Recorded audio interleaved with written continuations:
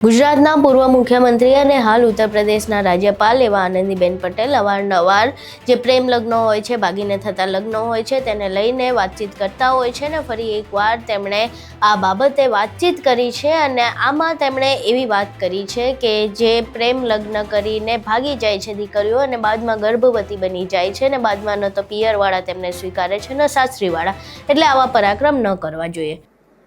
कोई बच्चे को पैदा कर देता है, बाद में पकड़ा जाता है। न मायके स्वीकार नहीं करता है, न ससुराल। तो इसका माँ बाप कौन? सरकार। હવે તેમનું આ નિવેદન સામે આવતાની સાથે જ વિવાદ છંછેડાયો છે। હવે આખો વિવાદ શું છે, ચર્ચાઓ શું ચાલી રહી છે, તમામ વિશે વિગતે ચર્ચા કરવી છે। નમસ્કાર, તમે જોઈ રહ્યા છો ચક્રવાત ન્યૂઝ, હું આપની સાથે હેમર।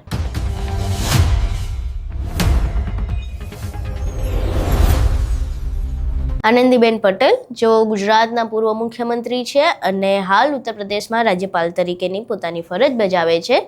હવે તેમણે ઉત્તર પ્રદેશમાં એપીજે કલામ ટેકનોલોજી યુનિવર્સિટીની અંદર દીક્ષાંત સમારોહમાં આમંત્રિત કરવામાં આવ્યા હતા અને ત્યાં તેમણે લોકોનું સંબોધન કરી રહ્યા હતા। આ સંબોધન દરમિયાન તેમણે પ્રેમ લગ્નને ભાગીને થતા લગ્ન વિશે વાત કરી। એમણે કહ્યું કે દીકરીઓ છોકરાઓ સાથે ભાગી જાય છે, પછી એવા સમાચાર સામે આવે છે કે તેઓ ગર્ભવતી થઈ હોય છે ને પછી બાળક પેદા થઈ જાય એટલે ન તો પિયરવાળા તેમને સ્વીકારે છે ને સાસરીવાળા સ્વીકારે છે, પછી એ બાળક કોનું તો કે સરકારનું, અને સરકારના માથે બધી જવાબદારી આવી જતી હોય છે। એટલે આવા પરાક્રમો તમારા છે, આવા પરાક્રમો ન કરવા જોઈએ।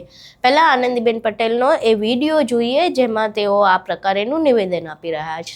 कभी कभी लड़के लड़कियां भाग जाती है ना और कोई प्रेग्नेंट होकर पकड़ा जाता है, कोई बच्चे को पैदा कर देता है, बाद में पकड़ा जाता है।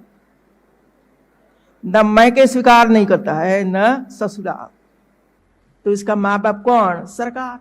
आप सबके ये पराक्रम है, मत करिए पराक्रम। और आपका प्रेम उनके साथ है, उनका भी प्रेम आपके साथ है। तो जब तक पगभर न हो, आत्मनिर्भर न हो, तब तक नो मैरिज। ये आपकी संकल्प होनी चाहिए मित्रों। मैं लव मैरिज का विरोध नहीं करती हूँ मित्रों, लेकिन जो दशा हो रही है महिलाओं की, बेटियां की, एक इधर और एक दूसरी जेल में, क्या प्राप्त हुआ?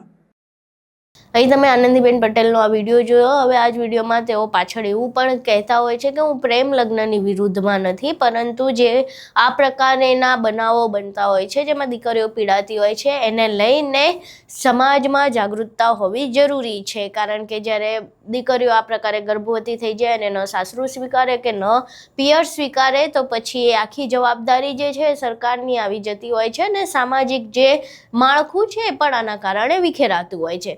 જોકે આનંદીબેન પટેલનો આ વિડીયો સામે આવ્યા બાદ લોકો બે પક્ષમાં વહેંચાયા છે। એક પક્ષ એવું કહે છે કે હા, આનંદીબેન પટેલની વાત બરાબર છે, આ પ્રકારેનું વર્તન જે છે એ એક સમાજમાં ન થવું જોઈએ, સમાજ જે પ્રમાણે ચાલે છે, જે લગ્ન વ્યવસ્થા છે એ બરકરાર રહેવી જોઈએ। ત્યાં બીજી બાજુ એક પક્ષ છે આનંદીબેનના નિવેદનની ટીકા કરે છે ને એવું કહે છે કે આ એ જ મહિલા છે જે ઉત્તર પ્રદેશમાં જે નાની નાની દીકરીઓ પર બળાત્કાર થતા હોય છે એના વિશે વાત નથી કરતા, પરંતુ અવારનવાર આવી રીતે પ્રેમ લગ્નને ભાગીને લગ્ન કરવામાં જે આવતા હોય છે તેને લઈને આ પ્રકારના વિવાદિત નિવેદનો આપતા હોય છે। એટલે ક્યાંક ને ક્યાંક એક પક્ષ છે એવું માને છે કે જે આનંદીબેન પટેલ છે તેઓ ઉત્તર પ્રદેશમાં જે બળાત્કારો થાય છે, દુષ્કર્મો થાય છે, તેને લઈને જે દીકરીઓનું શોષણ થાય છે કે પછી ડાઉરીને લઈને, દહેજને લઈને જે દીકરીઓનું શોષણ થાય છે તેના વિશે વાત કરે તો વધારે સારું રહેશે। તો એક બદી છે ખતમ થાય, જે વર્ષોથી ચાલતી આવતી બદી છે।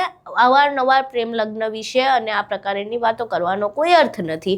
હવે આનંદીબેન પટેલનું આ નિવેદન સામે આવ્યું છે, લોકો સોશિયલ મીડિયા પર બે જૂથમાં વહેંચાયા છે। આનંદીબેન પટેલના આ વિડીયો બાદ એમનું જે આ નિવેદન સામે આવ્યું છે તેના વિશે તમારું શું માનવું છે? તમારા મંતવ્યો અમને કોમેન્ટ બોક્સમાં જરૂર જણાવજો। વિડીયો પસંદ આવ્યો હોય તો વિડીયોને લાઇક કરજો, શેર કરજો અને અમારી ચેનલને સબસ્ક્રાઇબ કરવાનું ભૂલશો નહીં। નમસ્કાર।